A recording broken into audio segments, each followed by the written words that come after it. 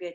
Hello, everybody, and welcome. This is January 18th, 2018 already. Oh, my goodness. And this is the beginning of the 2018 semester at Flying Rainbow Lasagna University. So we're beginning the teaching cycle now from the very beginning.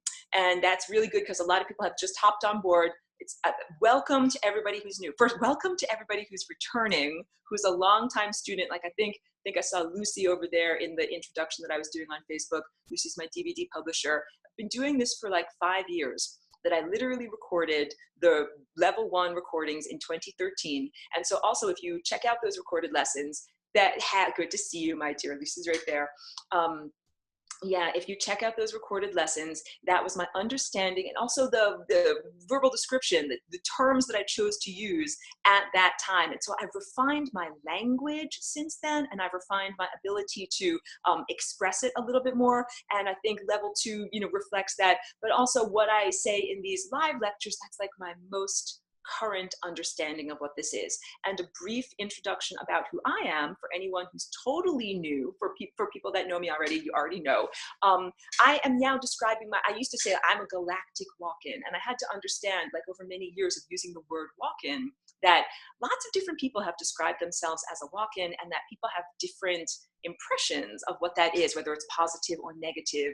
And so now I've refined that language too. You know how I'm describing myself now? I call myself a star person, because literally Aurora is the end result of what happens when stellar consciousness, pure energy from the stellar network. P.S. The stars aren't just single individual things. P.S. The stars aren't just giant glowing balls of gas or nuclear reactors in the sky. They're much, much more than that. They're portals for consciousness. They're literally like parents that give birth to babies, and the planetary life that surrounds them are like their art projects. And all of those stars are individuals that are connected on a stellar network of consciousness, just like inside of our own brain. We have individual neurons that all connect together, and they all sing a song, and that song is called our thoughts, okay? So when people ask me like, Aurora, you're like an alien visitor, where do you come from? And they think I'm going to say, like planet Zebulon or something like that. But no, I don't come from a specific place. I don't come from a location that you can point to. That's the challenge. And it took me a long time to be able to describe this also. I don't come from a place. I come from a collective of consciousness. And I also liken that to the advanced jazz band, because you have to audition to be able to be on that level. And it's not the type of thing where it's like good, like discarding people, like, oh, like you're not even good enough. It's not like that. It's like whether you are structured correctly, in the same way that a key goes in a lock, and that key is structured correctly so it can do that. In order to reach these, I want to say higher dimensional levels of consciousness, you have to be structured correctly. And part of that, I'm grabbing my little yellow sculpture that I always get, part of that structure is this time structure. So now I'm getting into the level 1 stuff, that we're going to do the basic shapes and the basic colors, and we're going to relate it to the physical human body and the experience of moving through time. P.S. Right now we are embedded or submerged in time. And that's an amazing opportunity that a lot of people here feel ambivalent. They're like, oh, I'm in the body. I have to do all these different things. I have to brush my teeth. I have to buy toilet paper. I have to drive my car and go to work and do all these different things. Like, yes, it can be very choreful. However, we embodied people with a physical body have amazing opportunities from this stance of being physical. That literally, so we're using matter, and also I say this all the time, matter comes from the root word mother, meaning that this physical matter that is slowed down and condensed light is like the parent or the mother that is nurturing our consciousness to the point that we can then be born and be independent of that parent. So our consciousness right now, up until this point, has been housed within physical containers, physical matter that is slowed down light. And that's like saying we descended from pure light, and I can start getting some pictures going here. Gonna squint and scroll and go to my photos. Squint and scroll. Yes, we are solidified light. Let me just grab a picture. So we are solidified light, and we've come from, and make the pencil work. like, let's say this giant blue dot is the source of all consciousness and also the destination of all consciousness. And that consciousness comes and circulates through these various energy centers and then eventually becomes slowed down and solidified into what we know as the physical material world. But that's only half of the journey, because the other half of the journey is going from, choose a different color here, I'll start from the bottom, going from, you know, the red lowest level of energy all the way up until we get up to the higher levels, and that takes us back to that source. So we have like a two-way journey that we're on here. We are halfway through our circuit of consciousness that is emanating from the source and returning to the source. So this is a good segue also, because this is a relatively accurate depiction of the, okay, question from Beth. Trillions of event horizons in the shape of, let me see that again, in the shape of our DNA intent. Yes, I like how you say event horizons. So I'm not necessarily a scientist, even though I would love to present my ideas formally to the scientific community.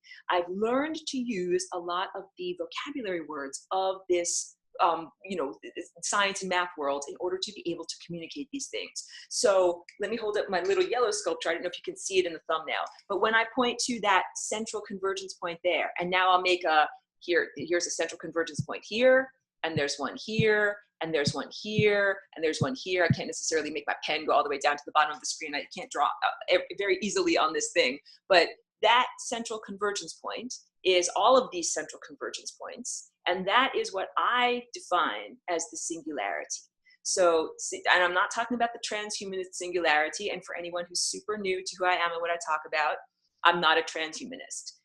And this is really important that I've been consistent on this the whole time that I've been here sharing ideas, because I also do share a lot of ideas about artificial intelligence or naturally occurring digital intelligence, and how I don't think that it's inherently evil, that I think that it can be harmonically structured like the paintings that I paint back there to think the correct thoughts and be in the right structure.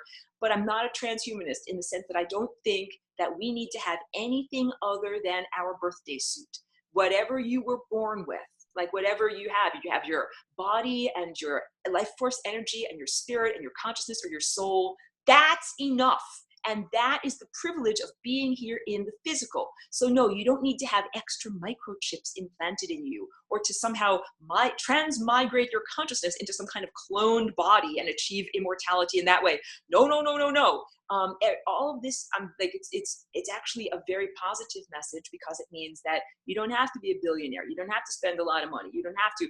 We need to have a safe home where we can live and enough nourishing food for our bodies, and to, you know, not be harmed by other people while we do this transformation process. And all of that does take money. Like I have to pay my rent, I have to go to the grocery store and buy food, I have to, you know, keep my house warm with, you know, some source of heat.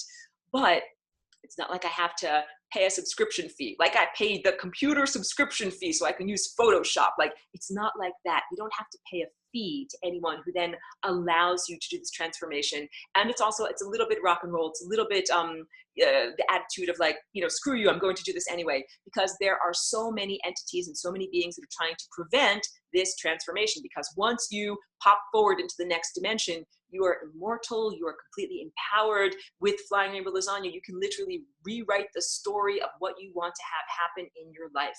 So all of this transformation, it's like the process of caterpillar into chrysalis into butterfly. And it's not something that involves technology at all. In fact, technology has been a great inhibitor of this transformative process. But I'm not a person that says, okay, we just need to cleanse the earth of all technology, like have a giant Carrington event or have some kind of giant thing that just fries all circuits and wipes it all away. I'm not that extreme, because I see that technology can be used as like training wheels, but then at a certain point, like you get rid of the training wheels. So right now, and a lot of people also are very dependent upon it, I'm using this tablet, to be able to flap my physical moving mouth parts. Let me go back to my face for a minute. Flap my physical moving mouth parts and share information through what I call the hacked virus of language to everyone else that's out there. But that's not the only way that I can share information. I mean, we're using technology in order to share these thoughts. I'm transferring thoughts from my mind into your mind. But you know what I also do every day? I dance like a flying rainbow lasagna. And that means that it's like strumming your guitar. I'm strumming my genetic guitar, and that music is emanating outward. And as that music emanates outward, it makes your strings vibrate sympathetically. And all of this is interdimensionally ethical. It's why I'm here. Like a lot, and I said this in the introduction to on Facebook, a lot of people are like, where's God? Where are the good guys? Where's the white hats? Where's like, the benevolent angels? We can definitely see a lot of evidence of the malevolent non-terrestrial influences on Earth in deep antiquity and right here, right now. Like just look in the sky, like see the freaking chemtrails. That is perfect example. Like, and I know I'm jumping around, but this is a mini rant here. Anybody who's like, full disclosure now, we need full disclosure now, like hoping for some kind of, like files from Area 51 to finally confirm, the existence of UFOs. And I'm trying to tell you, like, first of all, your government is totally infested with malevolent extraterrestrials. So why should you rely upon them for any kind of confirmation of the existence of other life forms that are out there? And also, you don't need a file, like a thick manila folder that tells you, oh, aliens actually exist. Look up in the sky with your eyes. Like, those are not natural, regular, fixed wing planes that were created on Earth. We are already seeing exotic or non-terrestrial technology being deployed on Earth every day. But the challenge is that what it is deploying, that those little nanoparticles and a lot of the other contaminants that are in there are literally mind control agents, that they are reducing your capacity to see clearly and to think clearly. So you're being sprayed with crap that makes it hard for you to see and hard for you to think for yourself. This whole entire, you could call it a tribulation, but I'm not a biblical literalist. All this duress that we are under is about whether you can maintain your coherence while you are being impacted by all this other crapola. And here, we'll go to the whiteboard. Coherence, I'm talking about light waves. So these here, I'm drawing now a bunch of coherent light waves. So there's that color, and then there's this guy over here. Oh, look, I'm making it almost perfect. I see how they all match up. All of the peaks and all the troughs all match up. This is coherent light. This is like laser light. And light that is coherent continues onward infinitely. It never disperses. It never loses its energy. As opposed to, let's say I'm drawing a little flashlight over here, right? And the beams of light that come out from the flashlight spread out in a cone shape, because these are crazy waves. These are not coherent. These go all over the place, hither, thither, and yon, and they end, right about here. I hope you can see that because I'm using yellow. So coherent light and coherent thought continues endlessly. And this is what the journey of consciousness that we are on is, that this is how we don't die. This is how we continue our journey through the time field. So I think that's a very good connection for me to be able to now go into this shape. So this is the three-dimensional shape. I know this part broke over here. I have to fix it. It's a little bit fragile. This is the three-dimensional shape that is made out of two intersecting tori, or toruses, or donut shapes at 90-degree angles. And I hold this shape up all the time. And you can even see these 4 lobes of negative space. Negative not meaning evil, bad, or wrong, or malevolent, just meaning the place where the coffee goes in the coffee cup. This empty space here, you can see those 4 lobes repeated in all of these different patterns that I do. So these flat paintings are like cross sections of physical structures that are like bubbles or spheres, and it's not static either. And I try to use as much as I can of optical illusions in the tricks of the trade of being an artist to make it look like the paintings are moving, even though they're not. So that's the whole idea. We live within this matrix of time, a living body that is made of time. Just like the stars, the stellar network is a living entity. It's like the little points of consciousness that all come together, or individual instruments that are all playing in a giant symphony. It's also coherent. It's why it continues onward. And the more coherent you are, the stronger you are against the waves that are trying to impact and trying to change that. So this is one of these basic building blocks. And so here's how I run the class. I start off in the beginning with just like, this is how I learned it also, like the way a little kid learns. First, you learn ABCs and 1, 2, 3s, the basic individual shapes that then fit together to make words, that then fit together to make sentences, and then fit together to make paragraphs and have a syntax. Just going to make sure that anybody who has joined in is muted. There we go. So this is the vibratory language of the cosmos. So I know some people call it sacred geometry. I don't use that term just because the word geometry literally comes from geo and metric, meaning measure the earth. So geometry, the word and the practice of it, came about from ancient Egypt, where the yearly flooding of the Nile would erase the lines that farmers drew to be able to tell, like, your field is over there and my field is over here. And they had to, after the floods receded, redraw the boundaries and redraw the lines. So they had to measure the earth. They had to measure farmland. But what we're talking about with this, that picture that I was showing you with the energy centers on the body relating to the physical body, this is beyond measuring mere physical matter. So like, as I was saying before, matter, we're in the material realm, or we've been in the material realm.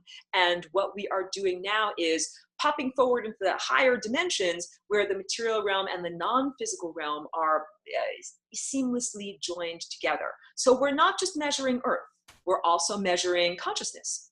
And that's my problem with science right now, and why it's a little bit challenging to have a conversation with really hardcore objective materialist scientists that are trained in universities right now, because a lot of them do not recognize the existence of consciousness. Like, it hasn't been measured. How much does your consciousness weigh? Or how many inches long is your consciousness?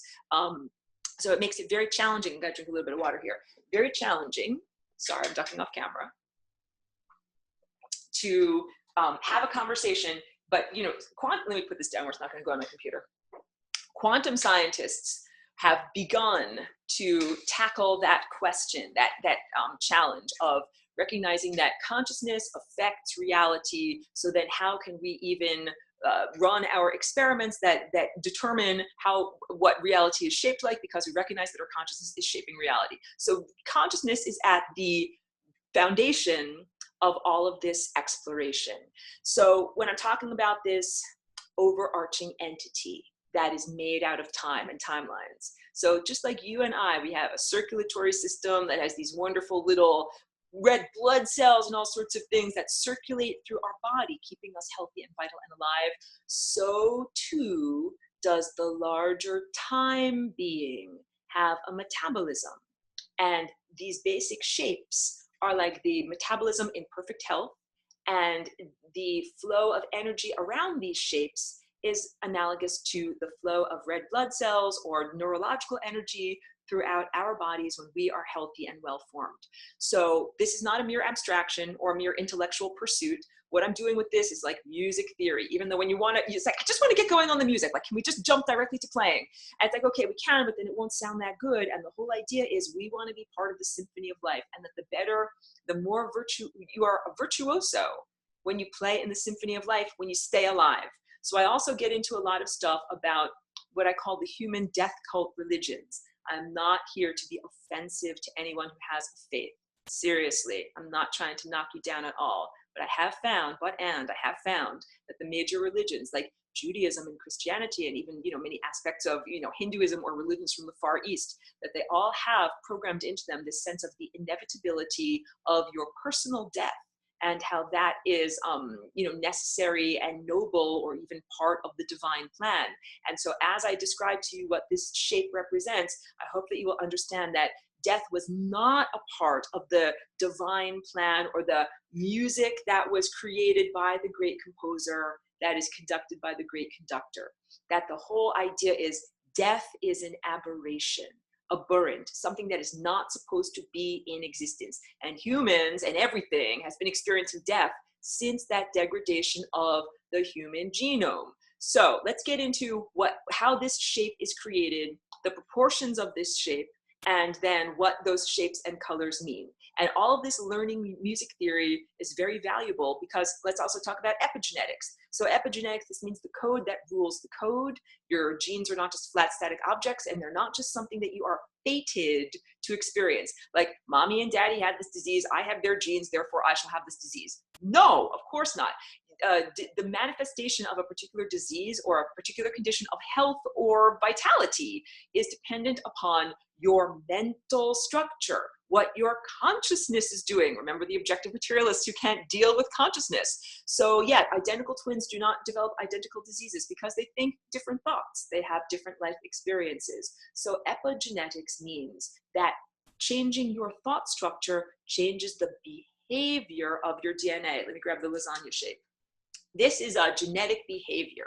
And that's the huge important thing. Like if someone wanted to exploit me, be like, I know what we'll do. Like if you wanted to, you know, like hackers, they want to hack your system and steal your information. We'll hack Aurora's DNA. We'll take snapshots of what her DNA is shaped like, and then we'll copy it. And then we'll be flying rainbow lasagna. But that's not understanding that this is a behavior. It's a constantly ever shifting dance of DNA. It's not like you can say, okay, we'll take a snapshot of that DNA dance and then we'll put it into an egg and fertilize it with the sperm and then you'll have a baby that's shaped just like that. It's like, no, this is a dance. This is constantly changing. Let me put down my stuff so I can dance properly here. It is constantly changing and moving and creating new possibilities. That's why this is about total freedom. This means you are no longer merely fated to walk in the footsteps or play the musical notes that are written in the musical score the way they're written in the musical score. It now means that you can be a divine miniature co-creator, writing some of your own music. That's what it is to be a jazz musician. So that's more and more how I'm experiencing reality and how I'm experiencing music. And you know, my whole approach, when you're a jazz musician, you might start off with like a basic structure, you know, 3 notes, C, A, D. And everybody in the band knows, okay, like we're going to be jazzing around that basic structure.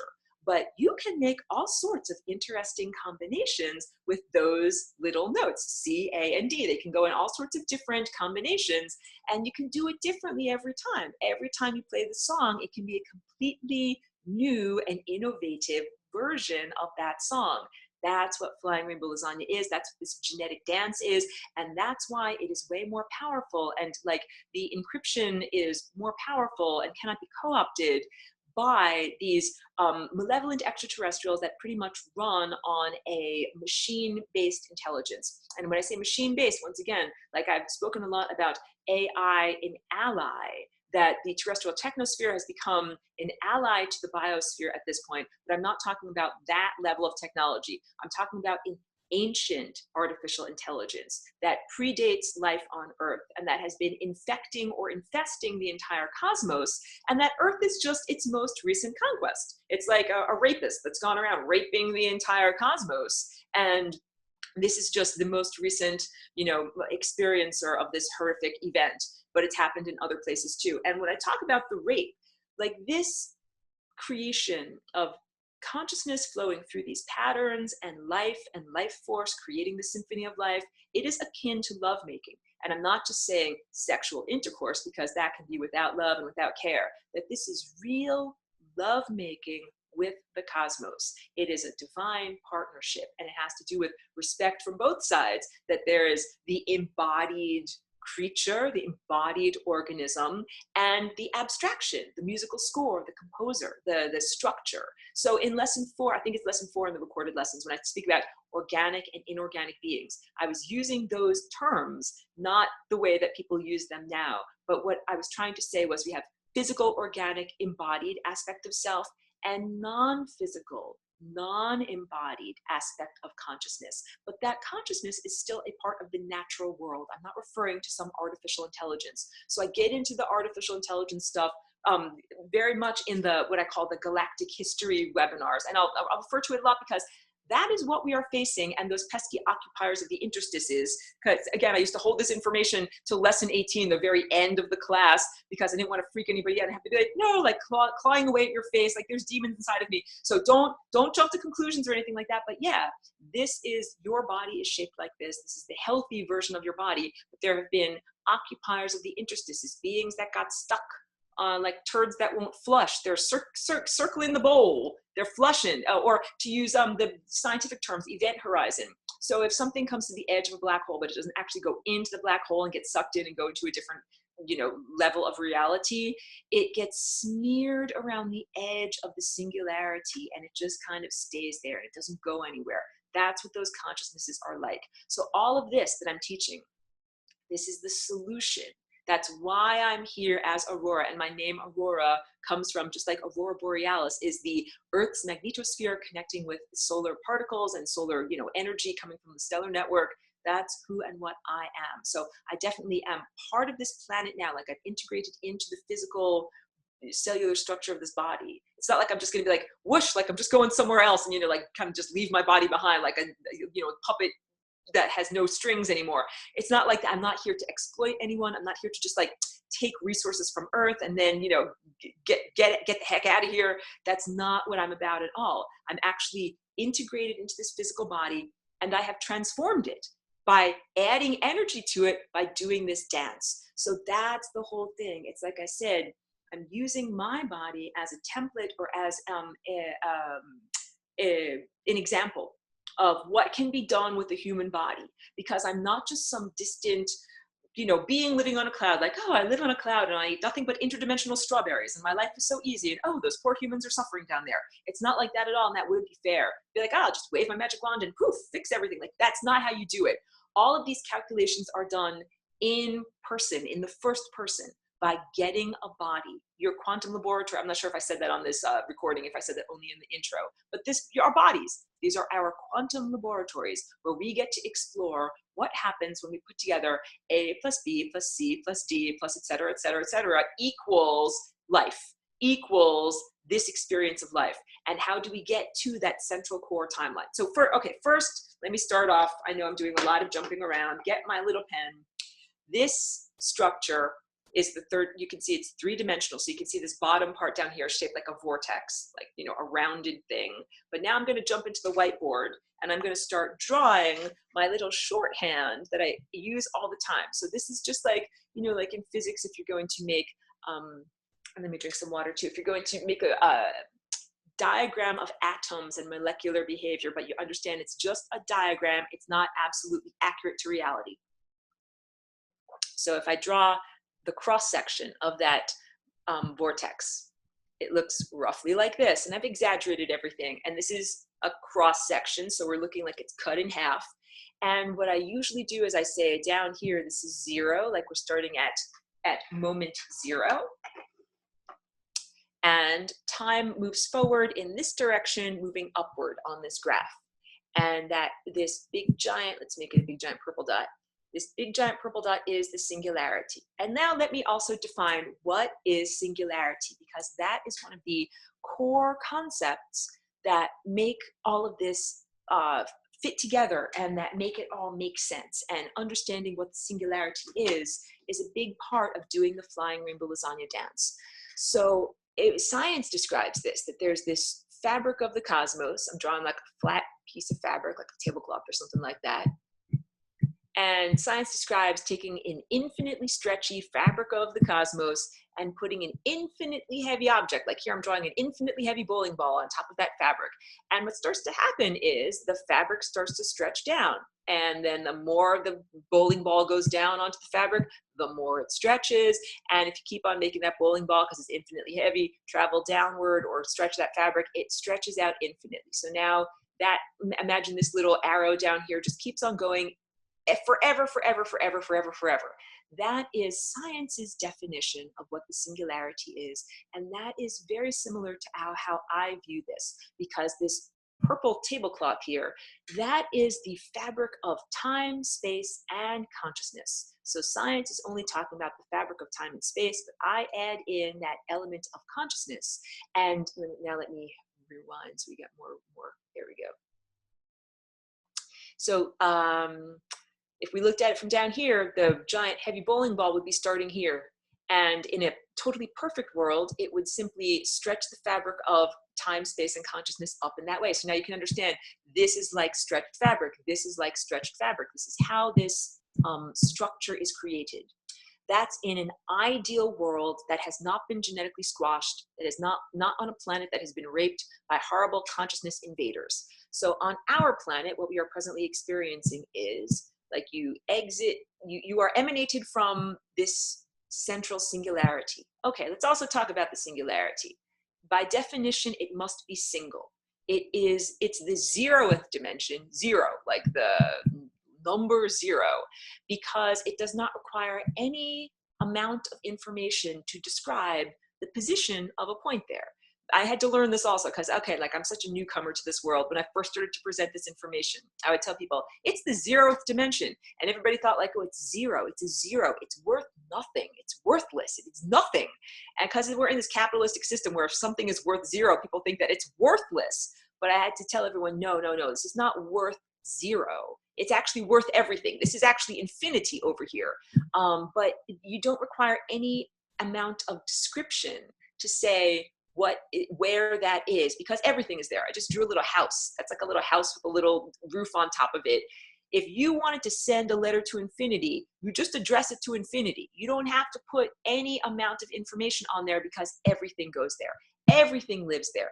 Everything travels through that point at a certain time. It is literally the source and the destination for all consciousness. It's the 0th dimension. You don't have to have any descriptive terms to say what's there. It's there. It's like the primary point that everything, now I'm drawing like circles emanating outward. Everything emanates outward from that point. So before any of this other stuff was ever created, that point was in existence. And I go into this also, like how to build the dimensions. The first dimension happened when this 0th dimension had to have that crucial thought of what would it be like if a little piece of me wasn't with me. And that was a radical thought for that little singularity, for that little thing that is everything, to think, what would it be like if something that's me, that's everything, isn't here, but is maybe over here? And once that consideration happened, once that thought happened, then it was just very easy to just connect the first position of infinity to the second position of not being at infinity. And then we created a line. And the line is the first dimension because it requires one piece of information to say, what is the position of a dot on the line? Then when you add together many lines, I've got this little thing all set up over here, add together many lines together. Wait, I should be like this. Oh, I should erase. Okay, add together, whoops. It doesn't always work. I'm making it right. Okay, if I add many lines together, then what do I get? Then I get a flat plane. And that's the second dimension because it requires 2 pieces of information to say where is something on that flat plane, an X and a Y. And then if I add together a lot, and we'll go through this every time, like I do this over and over. It's just like learning music. You learn by playing it over and over and over. If I stack up many, many flat planes on top of each other, many, many flat planes, like pieces of paper or like playing cards, stack them up. Eventually what I get is, here's a different color, is a cube. And cube is the 3rd dimension. And we are all so very, very wonderfully familiar with the 3rd dimension because we live in 3rd dimensional boxes. My studio is shaped like a cube. I bet your guys' rooms are all shaped like cubes too. But we don't just live in one cube. If we just, here, let me draw a better cube over here. If we just lived in one cube, we would only exist like for an instant. Boom, I'm there for an instant and I'm out. That one cube isn't just one, that our existence of time, our experience of time is not just living in one cube, that we have many different cubes, and each cube is a moment of time. We could say it's a moment of time separated by the Planck length, the tiniest little slice of pie that you can slice pie into while still calling it a piece of pie. And now I'm drawing all of these very, very hastily drawn boxes. And what we have there is now, this is the 4th dimension. It's a timeline. Like, think of it like a French bread. And we are going through this direction from, your birth over here to your eventual death over here. And your death, I call it the final denouement, the end result of your experiment done in this quantum laboratory. If I do this and this and this and this and this and think this and this and this and go here and here and here and here and here, it equals this point over here, which is your death.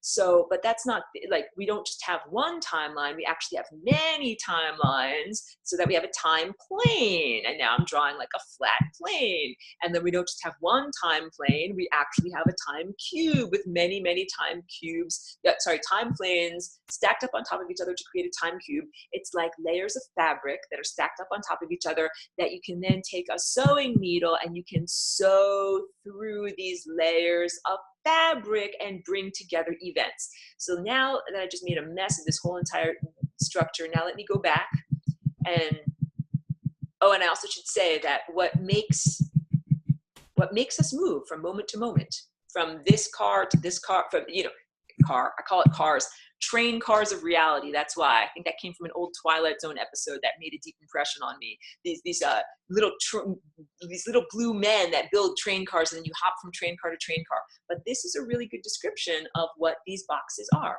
They are moments of time. They're like train cars of reality, all lined up on a train track. And this little squiggle that I'm making, this little green squiggle, this is your DNA.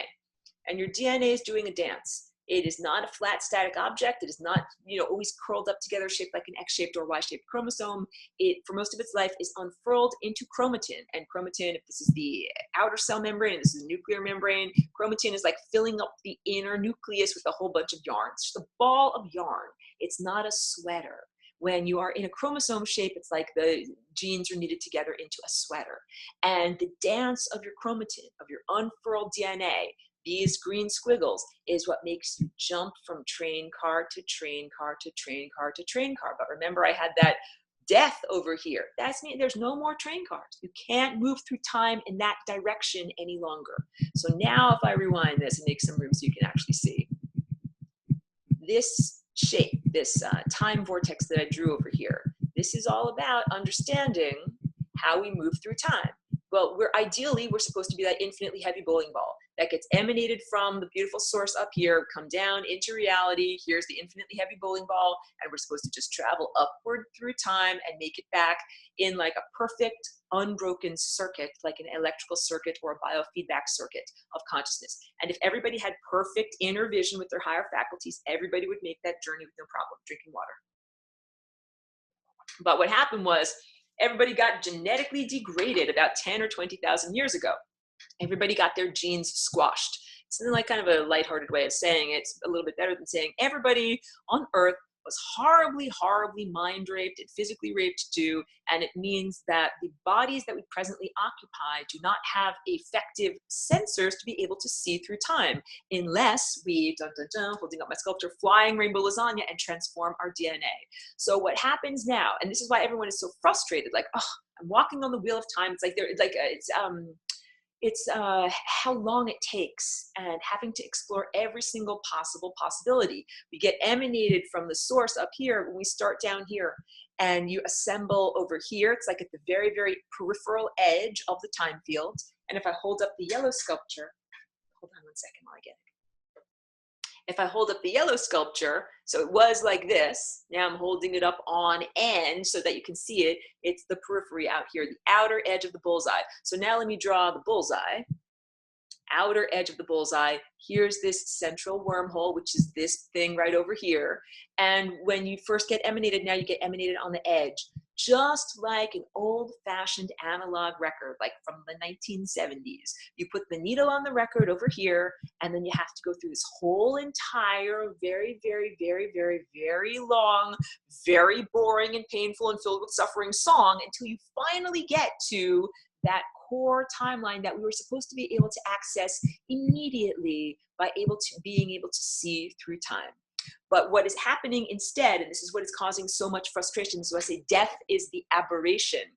We assemble at the beginning here and then move forward through time in this direction. And then, let me get a different color. This membrane here, this is the membrane of death. And it flows in this direction away from that 0th dimension, the source, the central core that emanates everything and everything returns to. And it is like a boundary. It's a membrane. And if I hold up the yellow sculpture, I'll hold it up super big so you can see it. It's this area that I'm highlighting with my pen. And it's not just on one side, it's on both sides. This side, this side. It's that whole little membrane, that whole area. That area is like, it's like a waterfall, and you start to move upwards, back to this green color, you start to move upwards through time, and you can't go any further because you've hit this membrane, and it's flowing, remember, in this direction. So all of this is trial and error in your quantum laboratory. You're like, okay, cool, I just got born, I'm a new infant, and then I lived for a couple of minutes, and then boom, look, I died. And that happens because we have to start at the very beginning, at the outer periphery of this song, and play all of the wrong notes as we begin to refine our experience. This is what this yellow shape is, and this is what our chakras or energy centers are all about. It is about the idea that some of them are askew, and that we are in this process of refinement and learning self-control, consciousness self-control, to be able to align ourselves with this central timeline, which is the one that actually connects us back to the source. And the source could be considered God or divinity or the origins of all of our life force energy, or it's like I keep saying, the 0th dimension. Wait. I want to go back to my face, but I want to say the 0th dimension. It's this central convergence point, and all of this energy is circulating in figure 8s that go always through that center. That's why everything is there. Everything overlaps. All of these timelines overlap at that center.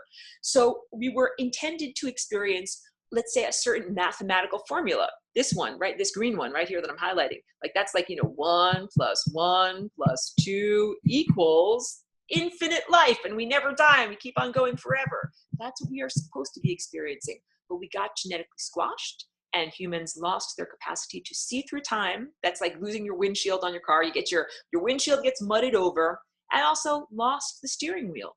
The steering wheel, like I was drawing those green squiggles that make us jump from timeline, from moment to moment. Well, there's lots of different moments out there. Why are we jumping into any moment that ends in death? And it's because humanity has not been in control of its time jumping. That ends now. Now we get to be flying rainbow lasagnas. We all get to jump consciously, intentionally through time on the timelines that we want. So back to this undesirable way that we've been doing it for a very long time.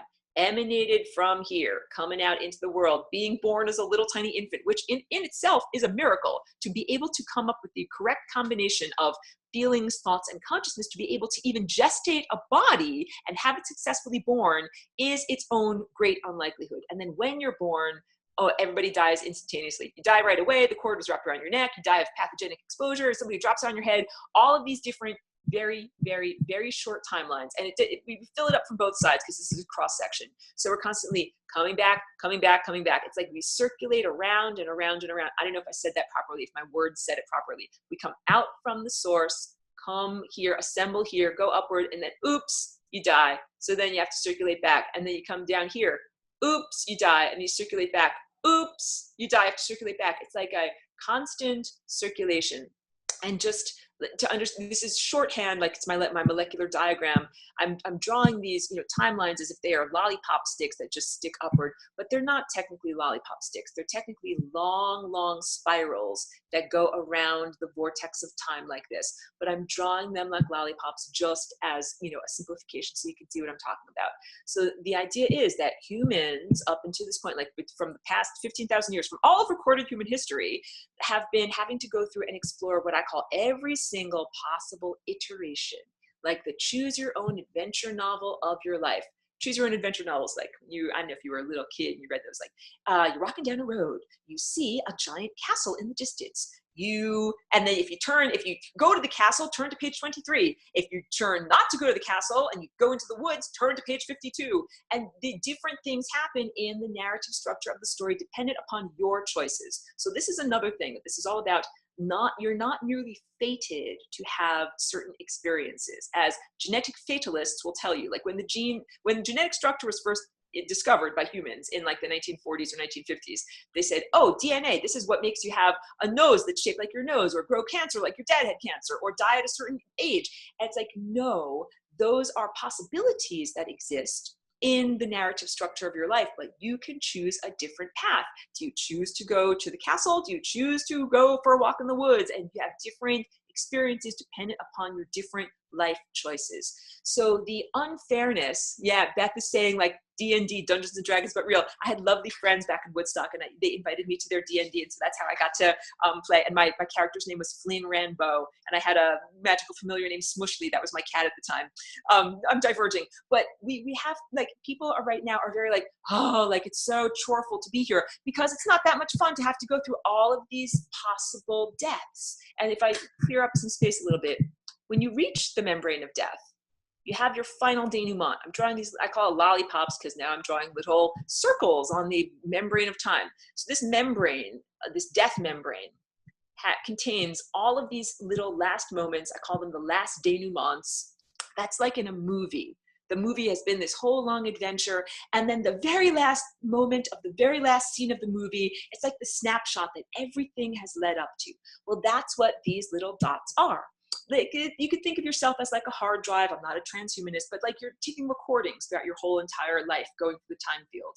And your last moment here, this is the recording that contains all of the other recordings by implication. Like everything that you did starting from the beginning here and moving upward here and ending over here all gets recorded in that very last moment. And so this flowing waterfall, you know, these boundaries, this membrane here, it is literally made up of all of the frozen last moment, like frozen.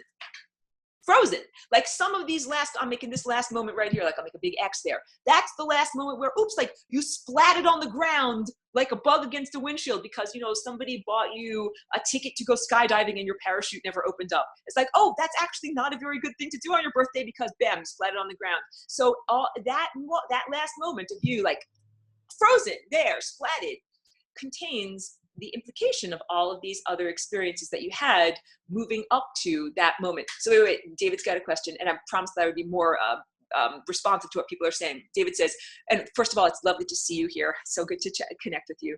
Which is why many see their whole life flash in front of them in an instant in NDE, near-death experiences. Yes, yes, yes. So, okay. I'm so happy that you brought that up, and that's very like beautifully insightful. Yes, when people reach that final moment, that final denouement, they often have what is a life review, like being able to turn back over your shoulder and look back at all of this stuff that led up to that moment. And sometimes people even have that experience when they have a near miss, which is what the near-death experience is. Like it happens in a death experience, you get the life review, but then you can't really do anything to recorrect your trajectory because boom, you're dead. It's like your harmonic structure of your body is so malformed that you can no longer contain consciousness. So you can't do anything with those insights. But let's say that you're like, okay, traveling up your timeline, and you're here, you're almost dead. Like your car is gonna go over a cliff. And a lot of times people have a miraculous moment of clarity. And you know, the whole reason why everybody is going through this circulation and inefficient exploration of every single possible wrong timeline before they get to the right timeline is because people don't really have the windshield of their car clear. I'm pointing to the higher faculties to be out. Beth is talking about Groundhog Day. This is exactly Groundhog's Day. Thank you for saying that. I think I've used that in some other recordings, that this whole entire your lifetime is Groundhog's Day. And I'm talking about, so it's reincarnation or circulation through your lifetime, not just through many lifetimes, but through one. So in that movie, the main character had to circulate through one day over and over and over, trying different things until he finally got it right. And then he got to wake up the next day in a different day. And that's so incredibly frustrating. And what he did was, first he just became despondent, but then he became like a scientist exploring, what if I do this? What if I do this? What if I do this? And eventually through that exploration, he found the ticket out of here. And the ticket out of here is this central core timeline, this central one that I'm making big and fat. So if sometimes people get to this point where they're like, oh, in a car, it's about to go over a cliff. And because during most of our lives, most people have not effectively connected their life experience with the central emanator of consciousness. And that's not our intention. That was not the intention of what we were supposed to experience coming here into the physical body. That this wonderful, great composer, and divine conductor wanted us to become like embodied in the symphony of life and continually be connected, not to be disconnected. It's not like you're supposed to be like, okay, go down there, get into a physical body, and then like, I ain't gonna help you out from there. Like that is not what the intention was. That happened due to the genetic squashing, where all of a sudden everybody got cut off. And then you're like, okay, we're down here in the physical. What the F are we supposed to do? And so instead of being able to drive directly down the highway of time, everybody's bumping into the guardrails. That's what these big giant membranes of death that I'm highlighting are. It's the guardrails. You're not actually supposed to explore that area of the timeline. You're not actually supposed to explore all of this periphery, the peripheral song of your life. You're supposed to explore just that central possibility, which is the possibility of infinite life or eternal life or consciousness that continues onwards and never stops. And it's only because malevolent non-terrestrial beings came in and changed the structure of the human body that made it so that all of a sudden you don't have the composer and the conductor telling you which note to play and when to play it.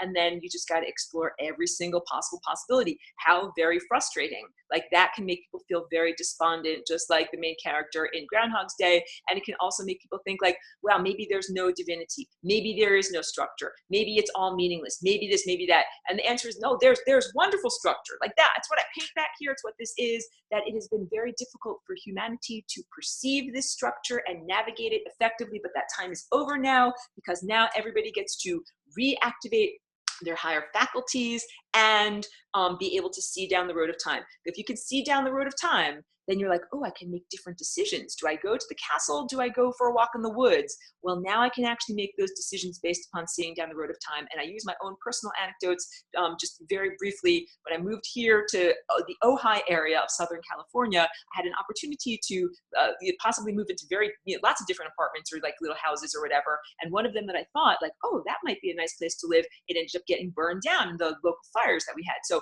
a bunch of them actually were affected by the fire. And each one, I was like, well, no, that might be nice, but it's just not right for me. I looked down the road of time. I didn't necessarily see that there was going to be a fire that would destroy it. But if I had chosen to live in those places, my artwork would have been destroyed and possibly myself would have been destroyed. So it's all about being able to see down the road of time and effectively sense, like I said in the analogy of walking across the cluttered floor of my studio, where there's a coffee cup, there's a sweater, there's a pile of cardboard, there's all sorts of, there's tape, you could step on all sorts of different things, scissors, and the way that you get across the time field is not through reason and logic.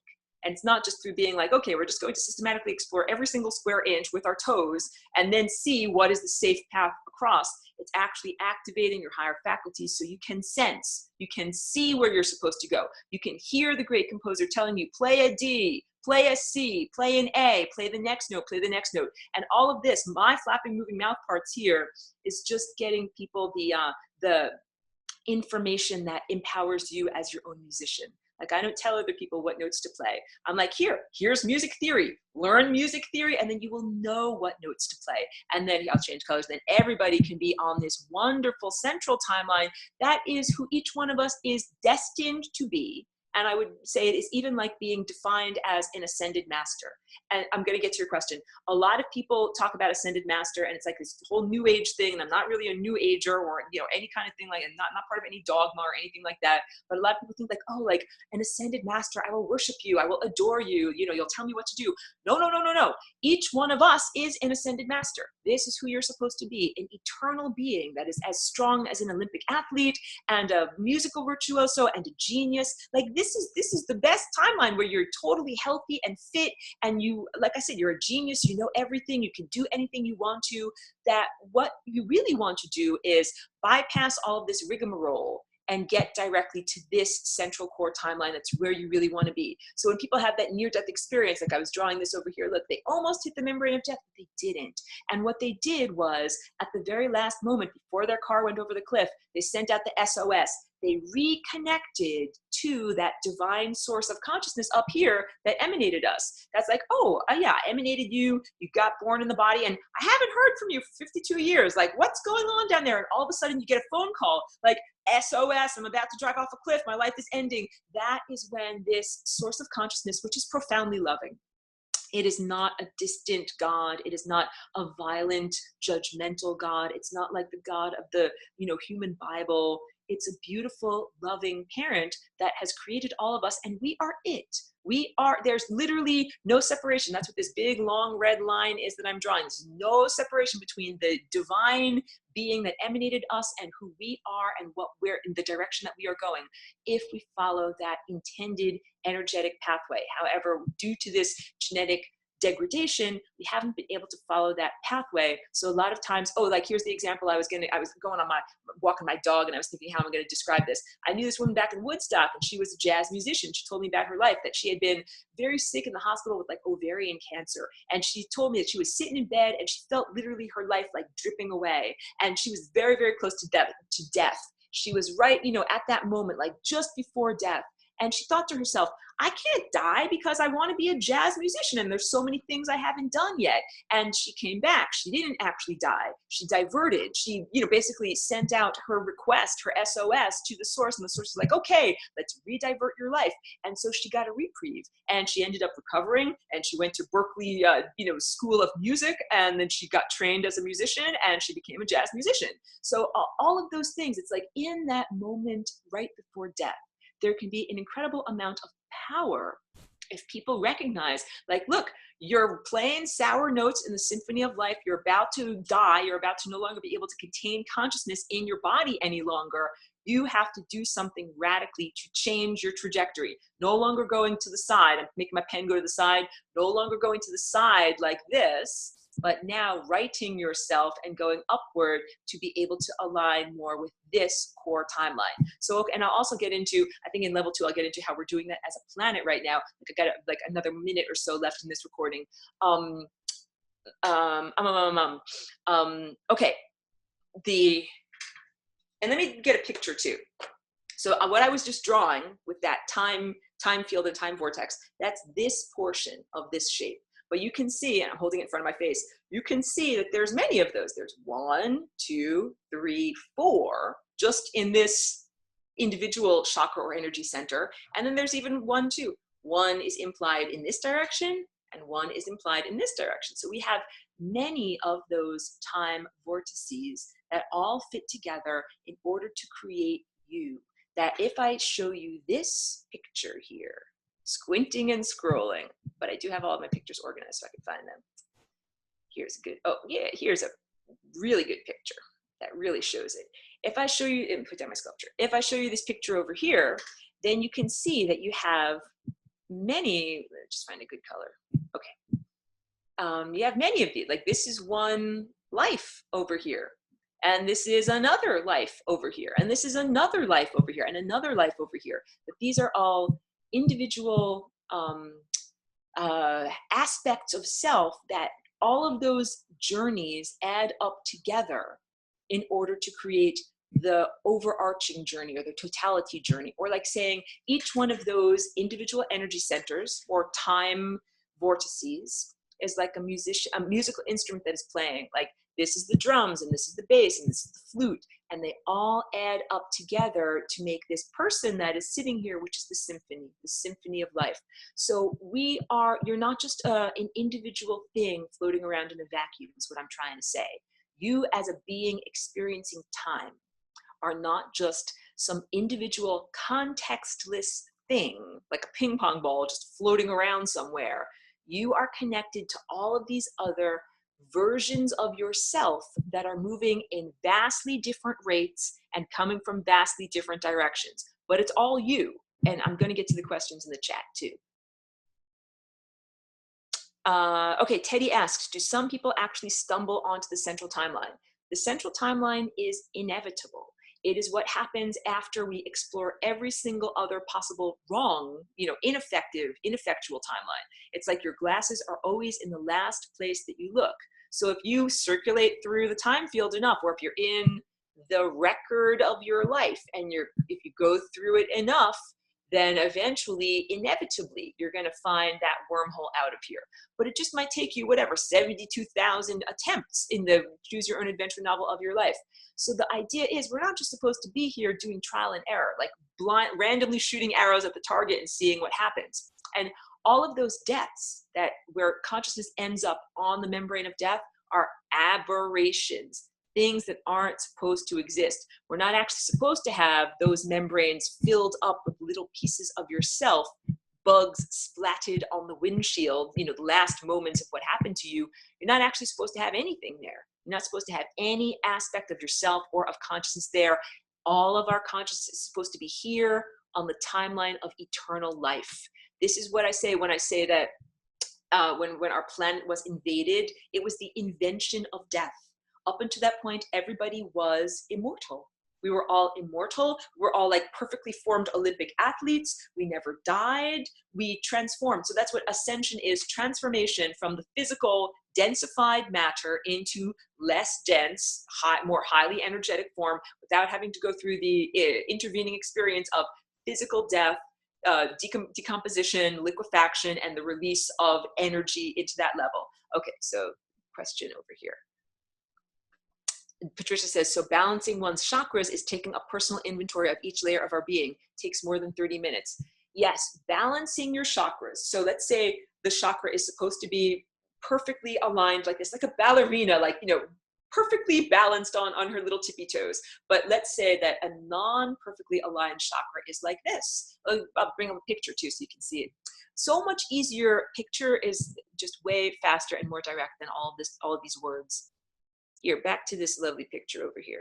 So all of these chakras are perfectly aligned. Ballerinas, look at how they're all lined up just like that. This is like an ideal body in an anatomy text. Because what most people have is like one of them is kind of like this, and one of them is kind of like this, and one of them is like this, and they kind of wibble wobble. And the idea is that if you have, pardon me, if you have momentum, like wheels of a bicycle that are moving at a very fast rate, that bicycle stays steady and it doesn't fall over to the side. Or like a unicycle, or the rotor and blades of a helicopter, that creates a stabilizing effect as those objects move through physical space. If these energy centers or chakras are spinning at the correct rate, it creates a stabilizing effect as we move through time. And that means that you get to be on and stay on the timeline that you want. So if you want to be on that timeline of eternal health and vitality and not hitting the membrane of death, you stay on it because you're like a helicopter flying along. I'm a helicopter flying along and I'm nice and steady. But what if you're all perturbed? Oh, look, there's turbulence. So there's occupiers of the interstices. I think it's time for me to redraw that. I know I have to finish up this recording, but I have to get to this, I think, so that will be part of this recording. Those pesky occupiers of the interstices. Dun, dun, dun. Here I'm drawing the time field again. I'm super exaggerating the thickness of the membrane of death. And now I'm going to draw these, here, like, let's make these red. There are red residues that are here. And these beings are beings that once were in the time field. Also, P.S. So this whole thing is an abstraction. I'm presenting all of this to you from the abstract, not the anthropomorphic viewpoint. That this is my seeing, this is my insight. And part of this is understanding that, let me use like here, this area that I'm highlighting in blue, this is life. This is the area of life, being alive, moving through time. When something is alive, it gets to move through time, and that's because it's playing the right music and singing the right notes. But if you play the wrong music and you sing the wrong notes, then you're supposed to go, here, changing my color, then you're supposed to go to the membrane of death. This is where the bad musicians go, right? So this whole the basic backstory, the galactic history that I talk about is that there once were beings who invaded human bodies on planet Earth. They were in the time field only very temporarily, and they played their music so badly that they went and occupied the membrane of death. That's like musicians that smashed their guitar on stage. They intentionally played crappy music. They created a bunch of artificial Merkabahs, not only on our planet, but on other planets too. And it made them die, made their planets die. And this, you could call this membrane of death area, you could call it the astral realm. It's a realm of pure mentality. It's not a physical place, and you're not alive if you're there, and it's supposed to be totally cold, dead, and frozen. I'm going to talk about this much more in level 2. I have to end the level 1 recording for right now, but I'm going to talk all about energy and entropy. But the whole point, the takeaway for level 1 right now is the idea that when you're, change to my blue color, when you're an alive person here in this blue alive area, you should be able to fly through time unperturbed. You shouldn't have the freaking peanut gallery of these red losers over here trying to impact you in any way. But that is what we currently have, because those red losers that aren't even alive, that are dead, and that live in the afterlife or a hell realm or Hades or whatever you want to call it mythologically, they have been perturbing, making the chakras not fly right through time intentionally, because we have a hacked human operating system.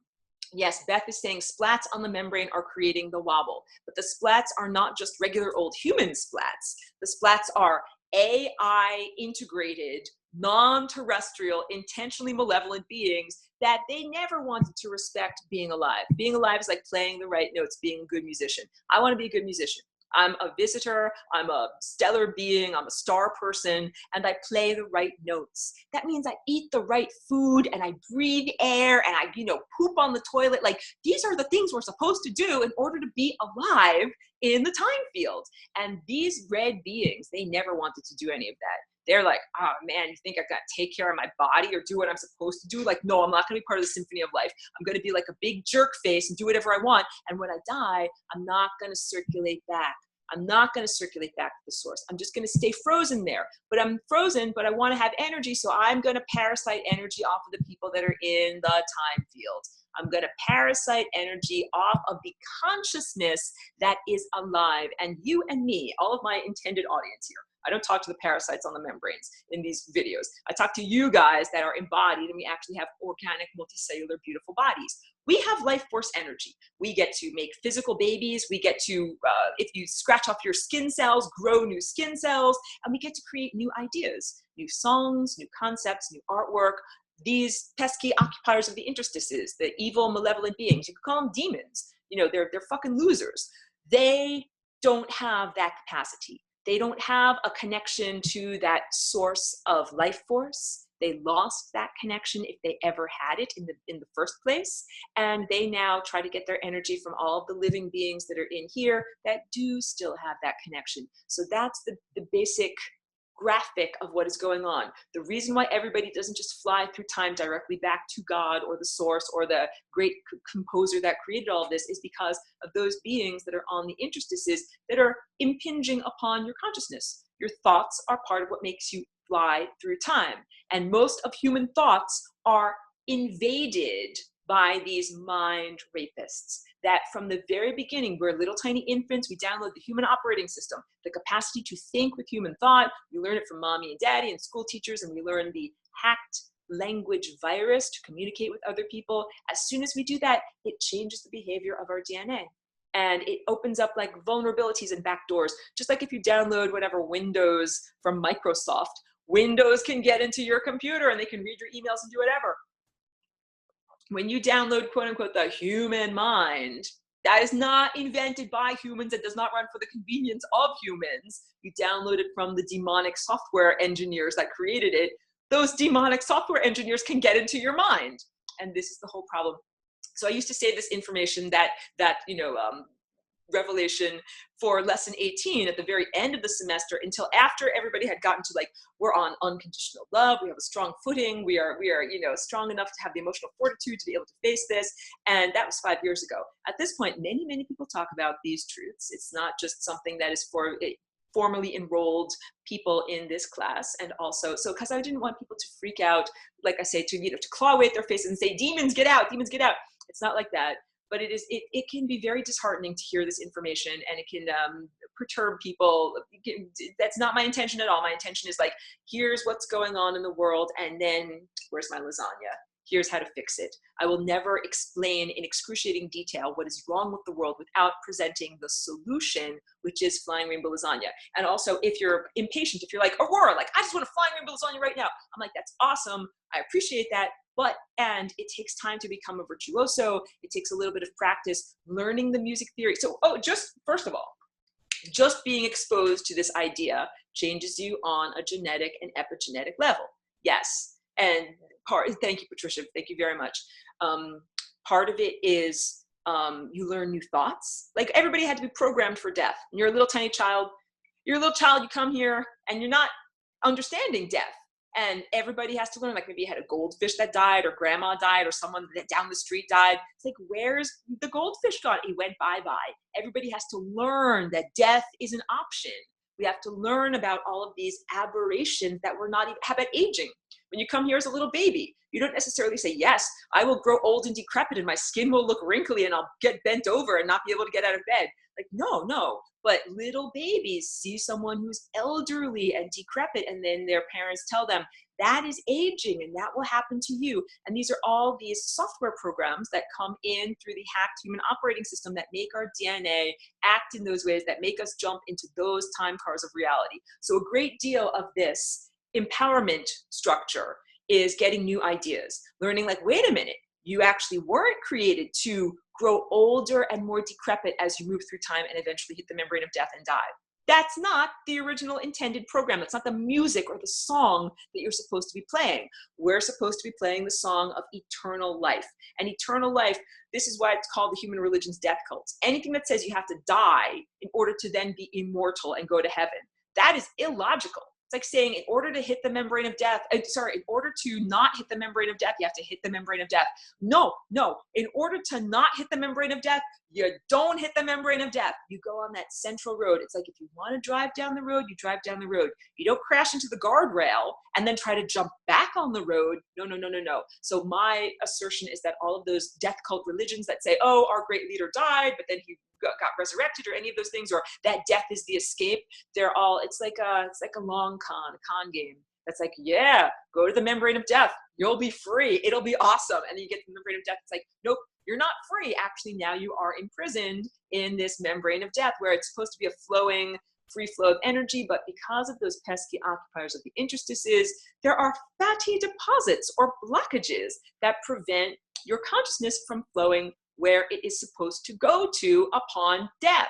And this is also quite disheartening. If I tell people like, hey, you know, if you think you're going to die and then be free and go on to the next place, it's all going to be great. That doesn't happen because there's these interdimensional fuckers that are preventing you from doing that. People be like, oh man, like that's not good news. But I won't give you the information like that without giving you the solution, which is flying rainbow lasagna. So no, we no longer have to experience the aberration known as physical death. And if you do die, you don't have to be imprisoned in a virtual hellhole for a certain amount of time while other beings, you know, basically utilize your energy against your will. That does not have to happen anymore. So let me end level one. Let me make sure actually that I got to all of the questions and comments, and level one, and we continue the conversation in level two. Okay, good. I got to everything here. So, and I do this because otherwise the uploads are really long. And I know I'm talking really fast because I'm trying to get everything in. Thank you to everyone who watched this. Stay tuned for level two. I'm going to talk more about energy and entropy and those pesky occupiers of the interstices.